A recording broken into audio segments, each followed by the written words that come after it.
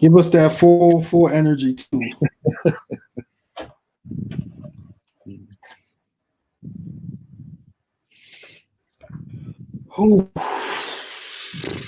Wait for everybody to come in. I'm so frustrated with this team. I stopped even doing a game previews. Recap? Previews. Oh, previews. I mean, why should I put anything in there regarding the scouting report when they're not going to listen to it anyway? They don't even listen to it.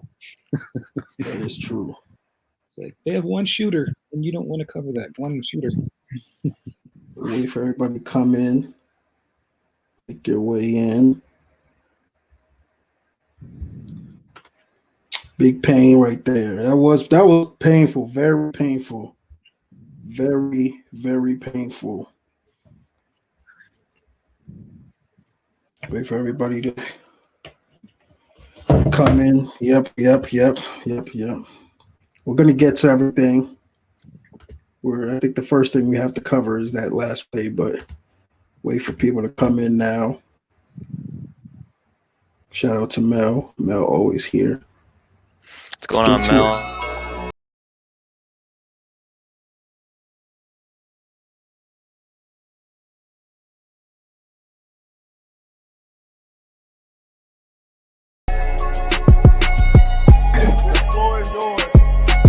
I think he's a great player. I mean, Miles Turner didn't go to Duke. Did that hurt Duke? Yes. No. He won a championship.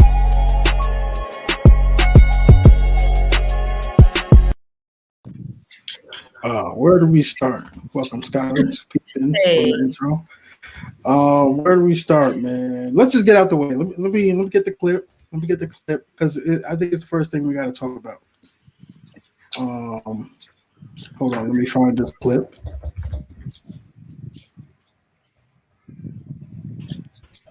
All right. So let's talk about it. Let's talk about it. It should be popping up here. There we go. Travel is the call. Ball, and Jalen Johnson called for a travel. Well, number one, he got it wrong. It's not Jalen Johnson, obviously. Right. But yeah, Wendell Moore is glitching a little bit. I don't know why. But what were we doing? Ryan, start us off. What do you think's going through his head at that point? Yeah, I mean, at that point, what I assumed was he drove right away. Like he was like, all right, I'm doing the same thing I did last year. I'm gonna take Duke to the into overtime here, and all you got to do at that point is, even if it's a bad shot, get the ball up in the air. Don't turn the ball over. And when he's left his feet so often this year, more specifically in fast break, but so many times he's left his feet without knowing what he's going to do with the ball, and he's turned it over multiple times. And this was just a very bad time for that to happen again. When you go up there, you either got to try to lay it up and do a reverse, or try to draw more contact than he did instead of just coming down with the ball. I mean, don't even reverse it, bro. Look at this. Look at the screen. Yeah, right there. It's just like, bro, what are you doing? It's right. Just go up with it. Just lay it in right there. It's You're probably going to get fouled. Yeah. And instead you come down with it and you give the refs no choice but to call a travel at that point. So I don't know, man. I saw it and I was like, it's going to overtime. I was thinking in my head, like, OT, like, no doubt, like, get back on defense. And he just falls to the ground with the ball, and it just doesn't. I can't imagine being Coach K right now, man. This team can look so put together at times. There's times where, like, Jeremy Roach tonight, I think, was a leading scorer. He clicked really well tonight. Jalen Johnson had some aggressive moments at the end, but it's like, why don't they just piece this all together? Why can't they do this for the entirety of a game just one time? Let's just see what this team can look like for a full 40 minutes at their best.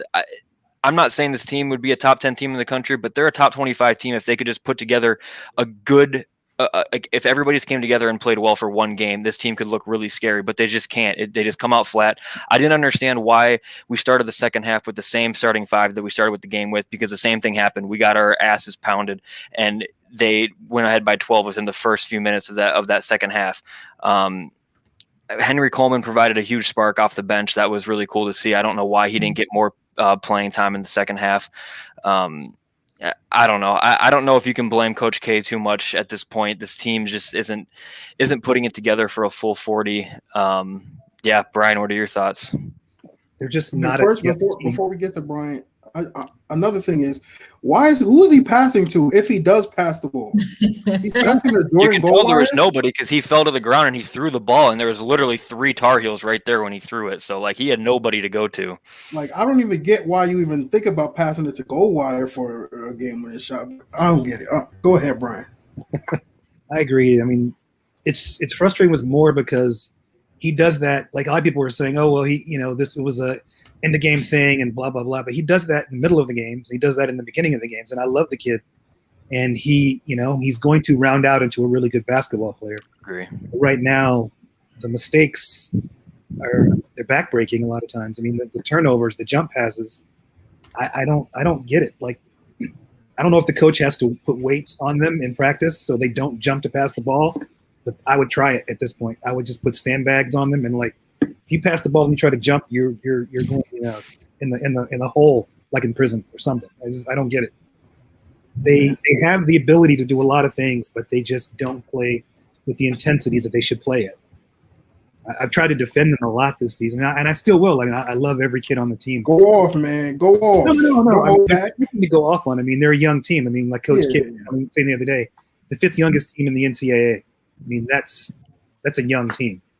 That's a good point. At some point, you have to know fundamentals. You at least have to enter the game with fundamentals. And there's no area of basketball, be it kiddie league, high school, whatever, where they teach you to pass the ball as you jump. It just doesn't happen. You lose all of your power.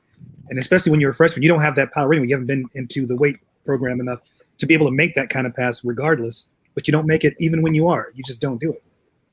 And it happens so many times. I don't get it. It's terrible. Skylar, what do you think about tonight's game? I don't know. Like, I think initially we start every game over. Like, I think we always starting from like 0.0, like with every single game. And I feel like every game has been like a nail biter this season, and it is frustrating. And, this is like just a different season, no fans, because of COVID, and they can't, go home and see their families and anything like that. And so I honestly don't know what it is. I mean, I hear people say like, we're young, but like we've been young before. And initially there have been times where Duke has had issues in the beginning, but then around January, they start to mesh and you say, okay, like they're starting to gel. But for some reason, I just don't see that with this team. And I don't know what it is. I don't know if it's their mental health is being compromised. I just don't know if they're just, too young. I honestly, I'm just, I don't know. I'm just at a loss for words, to be completely honest, because we've been young before, but it's never been like this. I mean, guys, this is the worst season we've had since Coach K had his back surgery back in like 95. Yeah. Like, I don't know. I don't know.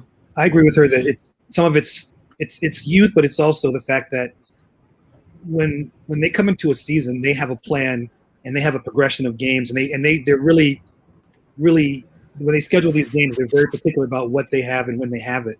And I think them missing those games early, not having the offseason that they were supposed to have, for a veteran team like a Gonzaga, you can overcome that sort of thing. Yeah. A team that's boasting 6 freshmen and when your sophomores or your leaders, you can't overcome that, and they're not going to be able to overcome that this season. They're not going to be able to end because they didn't begin well. They didn't have their normal setup. They didn't have their normal pace. I don't think it's over. They're going to be able to overcome it. Yeah. Do we think, I would be curious what the fans think in the comments too. Do we win this game with fans? Do you think? I don't think it matters.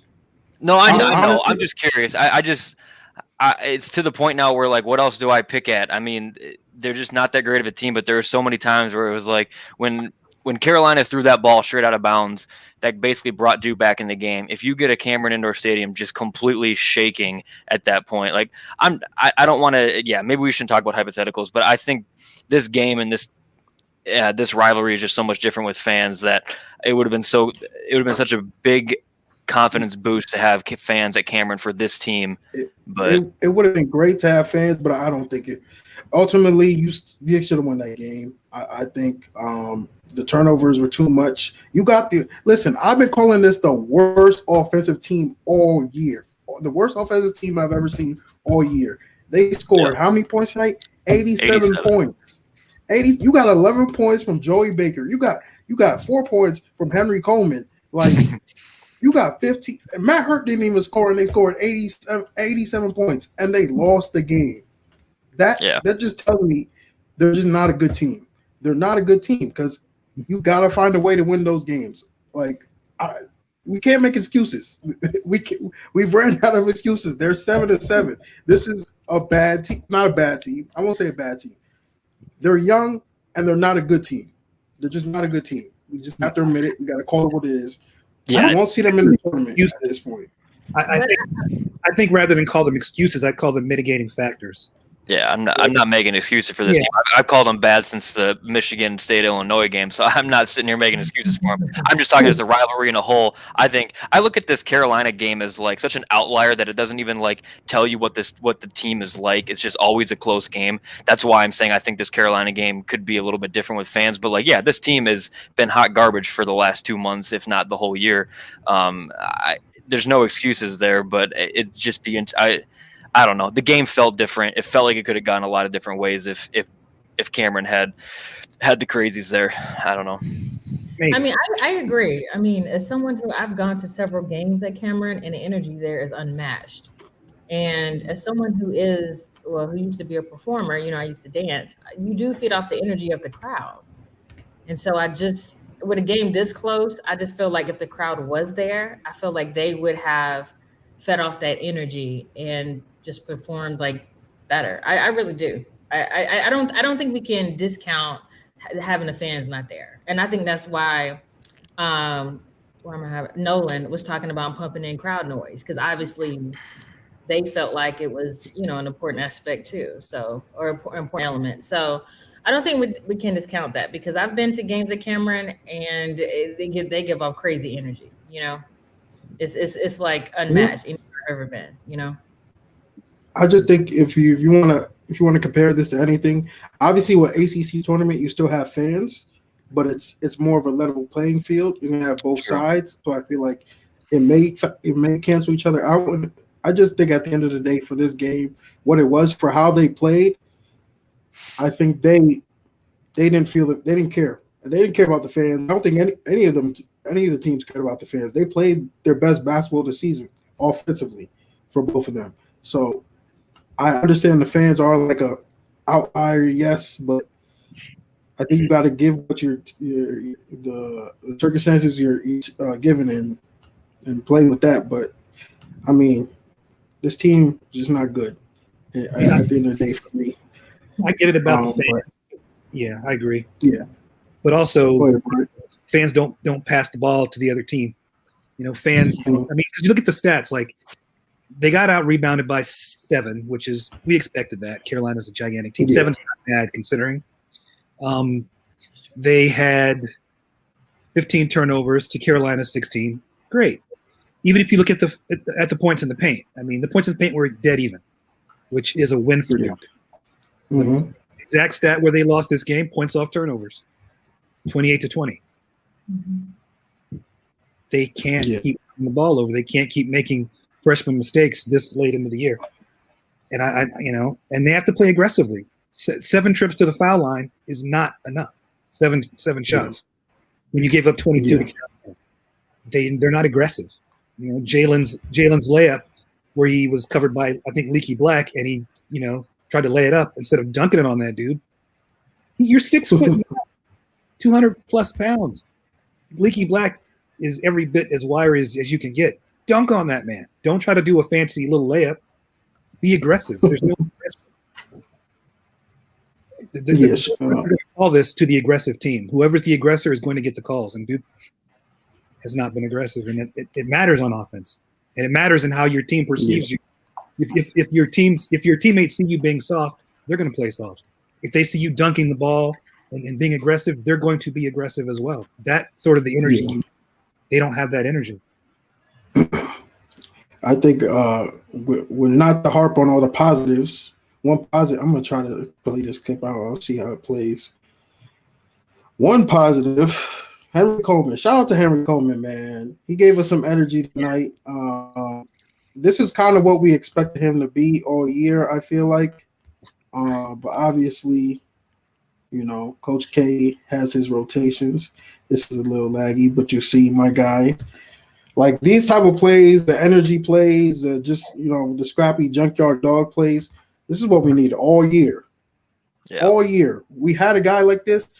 And I don't mean to say, oh, okay, Henry Coleman deserved to start or Henry Coleman this, but you gotta like, it just needs to be some consistency. We even saw with Jamin today. Jamin played what was it? Let me check the stats right now. Put like 4 minutes. Jim played. It says he played. Okay, yeah, 4 minutes.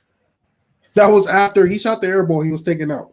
You can't consistently do this with young players because they can't build rhythm. And the biggest thing for a team like this in a pandemic where you have no fans, you need to build some type of rhythm. So the Henrys, the Jamins, you got to figure out who your role players are at the end of the day. I mean, Joey Baker, I came in today saying Joey Baker was going to play well today because I knew UNC, it's hard to score against them in the paint, although we ultimately did.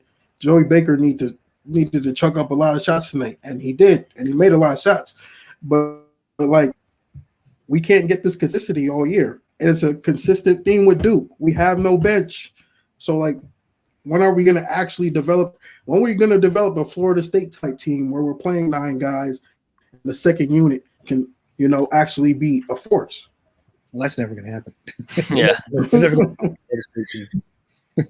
Because guys go to Florida State and want to progress.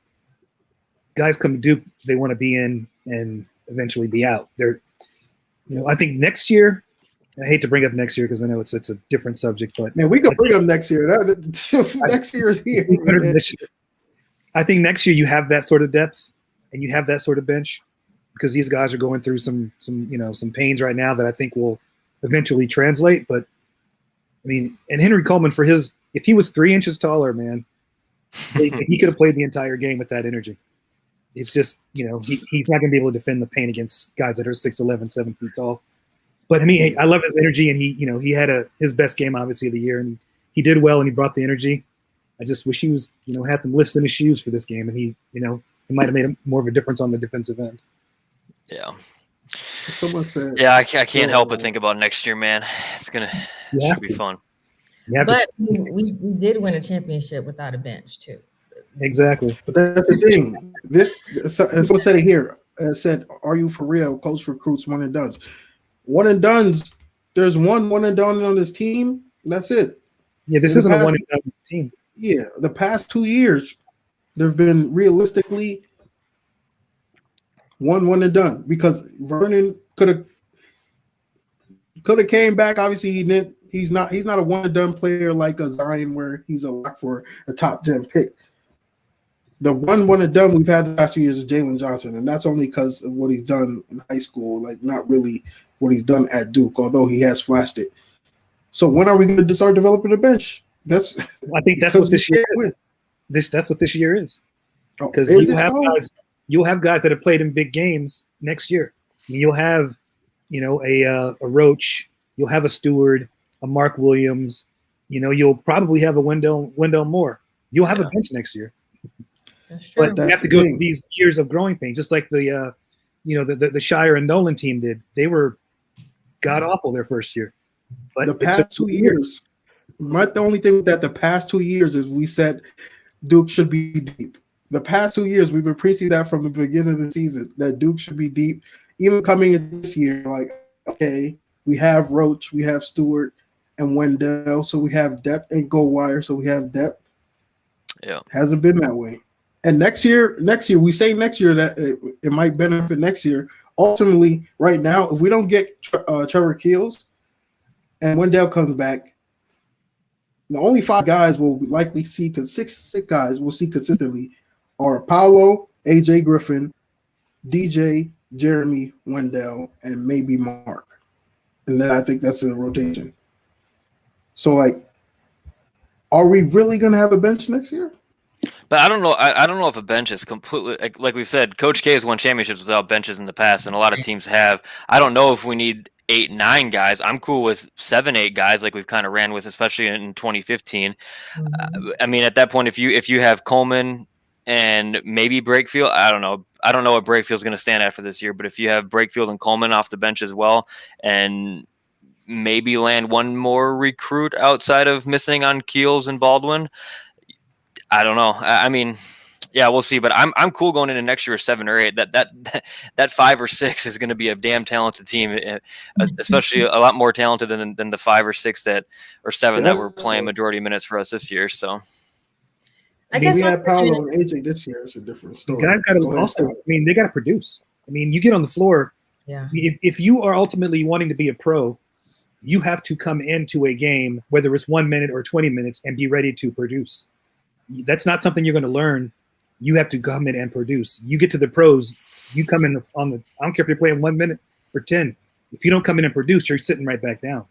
Guys have to be ready to play. They can't come in and let me make a couple of mistakes and get going. If you want your team run like a pro team, then guys have to practice well, and they have to play like they practice. And you have to be ready to play. You can't come in and mess up and then, I'll just get it next time. And that's not Duke basketball. You have to come in ready to play. You can ask any guy who's been at Duke, and they will tell you, you're not going to get that many chances to make a first impression. You come in, you got to be ready to play because you practiced it. What's your excuse for not performing? Yeah, I think the problem is we don't have a guy right now that can just like put the game on his back and will us to do better, like Trey Jones, right? We're missing that this season, I think. Jalen has had some good spurts, but I just don't think that we have that leader that can say, okay, I'm going to put this game on my back and, rally. That's true. Yeah, I think that's a good point because, Matt Hurt will be the guy that will put the team on his back. But as far as the leadership standpoint goes, I don't think Hurt's that guy on the floor. I mean, I shouldn't even say I know he's not that guy on the floor. I mean, you need a guy who brings the energy as well. And Hurt's just a quiet guy and doesn't show much emotion. And you need the guy who's going to put the team on their back to show emotion, to get the guys around him fired up and as involved, and players feed off that. And I don't think Matthew Hurt brings that to the table. So, I think Wendell, I mean, I know we've dogged on Wendell a little bit in the show and a little bit this year. He's got the physicality and the size to be a really good player. It's just going to be the decision-making going forward. And I think a third-year and fourth-year Wendell Moore could be one that Duke fans like a lot. Fourth? You see fourth? Definitely. I mean, at this point, there ain't no way he's going after next year. But I mean, if he shows improvement and he's a 3-year player, that's a really good sign for Duke then next year. Wrong with that. I'll take a 3-year Wendell if it makes sense. I do think right? Complain about it. As many fans complain about it, about not having guys come back. You're having a guy come back, and he's not having a great year so far, but that's what happens. I mean, he'll be better next year than he is this year. He's better this year than he was last year. It's just one of those things. He didn't even have overall. He didn't play bad tonight. He played really well tonight. Yeah, he played solid. Just that last play is going to stick in Duke fans' mind. But I think Wendell's going to be in a tough position next year. Just because we've talked about it. We talked about it with people even close to him. It's tough next year because you have AJ, you have Paolo, you might have Baldwin, you might have Keels, one of them. Those guys added to Roach and Stewart coming back, it's tough. It's going to be tough for him to shine. Yeah, and I don't think we need him to shine this year. I think we needed him to shine for this team to be great, and he hasn't shined. Next year, it's more so just be that glue guy who can come in and get you 8 to 12 points a game and not turn the ball over, and be the guy that you can be confident in with the ball in his hands. Maybe he doesn't like that role, but I think he just seems like the kind of guy that's going to take on any role that's going to help the team. And I think next year that could be he could slide in and fit perfectly with that role and maybe even shine. But it's hard to say now. We'll have more conversations going into next season, but I think Wendell could flourish in a team like that we're going to have next season. If you want a pro, you got to be ready to play with pros, and you got to be ready to understand that there could be a guy better than you, and if you don't play better than them, you sit. That's just what every basketball player needs to know. There's no participation trophies here. You want to play, you got to play better than the next guy. I don't get the Joey slander. Right? I don't get that. Joey was great tonight. Joey had maybe his best. Was that his best scoring game as a? He's had like a 20-point game. Yeah, he's had better games. There was one time when they were within 2 or something like that, and Joey took a drive on Baycott and traveled. That was kind of mind-boggling. But Joey did tonight what he's supposed to do: make a few threes and get your 15 to 20 minutes in. Don't turn the ball over a ton. Make a few threes, and there's Joey Baker for you. He didn't play like crap. It's just there's some plays that stick out. And driving on Baycott was the right move, but he just didn't get it. If you're not Joey Baker, I think it's the right move. I don't know about Joey Baker driving on him, but yeah. 11 to 25 from deep, man, and they lost. That's crazy. That's nuts to me. Yeah, like you said, the worst offensive team we've seen at Duke in over 25 years, and they put up 87 and lost. That's crazy. And I saw they gave up like 30 points off turnovers, and that was the most in the last 15 seasons that they've given up. I mean, that's really, yeah. I definitely was not going to be on. I skipped the press conference just because I didn't want to hear it. Yeah, I saw it at the bottom of ESPN at towards the end of the game, and I think they ended up with 29 or 31 points off turnovers they allowed. And I mean, it shows Carolina's a fast break team, so if they're gonna give forced turnovers, they're gonna get a lot of points in transition. And when they got bigs that can run like they have, it kind of showed. Well, they didn't force those turnovers. That's true. True, yeah. It's like unforced turnovers. They bring you your meal. Here you go. We fed them those turnovers. Yeah.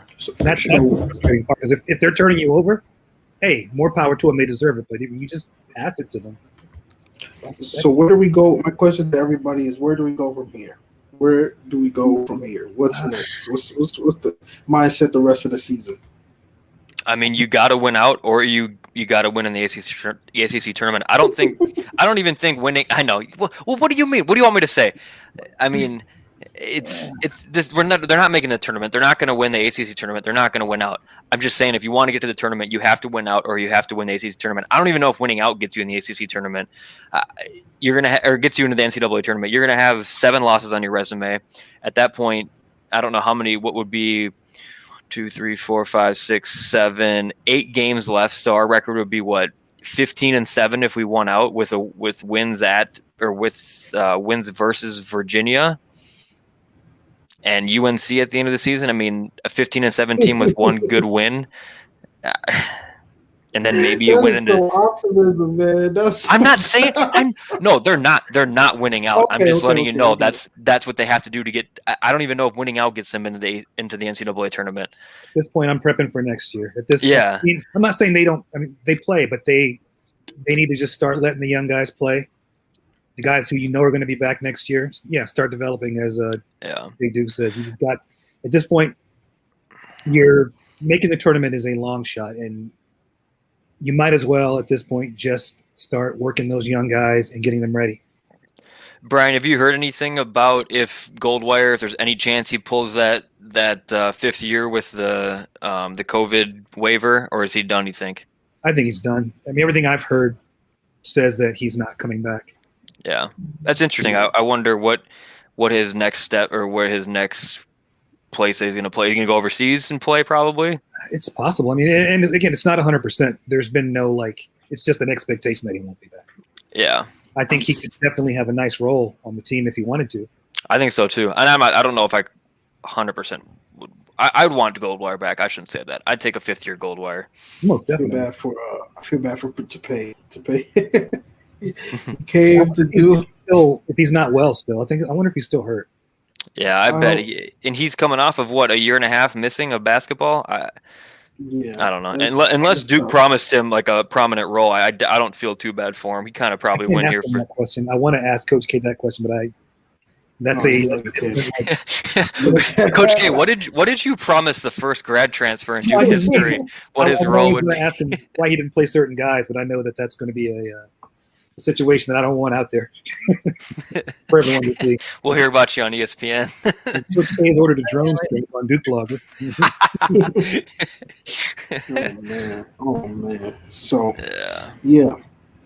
Everyone, put in your final thoughts before we wrap up here. Zion, you think your boy Breakfield's back next year? Whoa, that's a good question. Listen, after this second half of basketball, there is absolutely we have no reason to argue if he makes that decision. There's no other side to it because I don't think he's got a fair chance. I agree. Like if we look at it realistically, I think someone tweeted today, Chad Linkins, I believe, he quoted one of my tweets saying the last time he hit a three was Notre Dame, and he was 2 for 2 from three after the game. And after that game, for some reason, his minutes just decreased. And then it got to a point where he didn't play last game. I have to think there's a practice situation going on. I hope it's from practice. I mean, I'm thinking like he's not practicing well because whenever they mention in one of the pressers, so and so has played well in practice, those guys get to play. So I'm not saying I know because I'm obviously not in the practices. I just wonder if he's not bringing it in practice. But the grass is always greener. You can ask O'Connell. I mean, he's on a better team, but he's playing the exact same minutes. Actually, he's playing less minutes. Playing less minutes, yeah. So yeah, you can ride the bench on one team, you can ride the bench on it, but he got opportunities too. Yeah, that's true. Grass, I think I just seem that way. Yeah, I just hope Jamin gets a chance because I mean I hope it is a practice thing like you said because then that would make more sense. But he doesn't seem like the guy who doesn't play with any effort in practice. At least he doesn't come off that way. So like, I'm not saying he's like not like into it. I just think maybe it's a performance issue. Yeah. Or maybe even bad practices. Yeah, maybe even a mental issue where he's forgetting plays or missing assignments. But I couldn't blame these guys for being in a rut. Honestly, I mean, one thing I'll say and then I'll stop talking because I talk way too much, and I apologize for that. I'm not going to ever say that there's no effort because I hear a lot of fans and they always tweet at me saying, "Oh, these guys aren't trying. There's no effort." That's complete BS.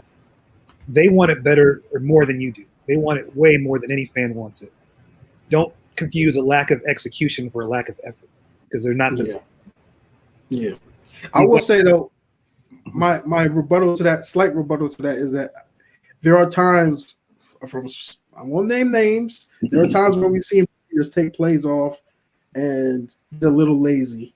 But I do agree overall that most of the players – well, everyone wants to win the game, and they're going to, they're playing to win the game. They're not playing. They're not NBA players. They're not getting contracts. I won't speak on that. I won't speak on that. But they all want to win. They all want to play with effort. So I think it's definitely a little crazy for Duke fans to say that. Shout out to Leo. My bad, bro. I feel sorry for you, bro. Yeah, it's tough. 2 years. It's tough. That is tough, my guy. But next year, like someone said, they're going to be special next year. I mark my words, Duke is going to be special next year. Duke will be a special team next year. But, Skylar, what are your thoughts? This is a weird. It's weirdness going all around. It's a weird season, just with COVID and everything. 20 years from now, it'll be an asterisk, a footnote, and people will move on. I'm not gonna get so up in arms just because I know it's unusual circumstances. Like if it was like regular, no COVID, fans and everything, and we were playing like this, I would be more distraught. But I know that there are extenuating circumstances that can affect how they play. Now, does that mean that I still want them to play well? Yes, and you would hope that they could play through those circumstances. But that's where leadership and age plays a part. So that's facts. But like ESPN said, without sports, there is no next year. So as Kodak said, AD did check out the podcast on my podcast, Complex Sports Podcast with Anthony Davis. He did tell me the season doesn't count, and I agree with him. It does not count. Kentucky sucks. He'll change his mind if Kentucky goes on a run.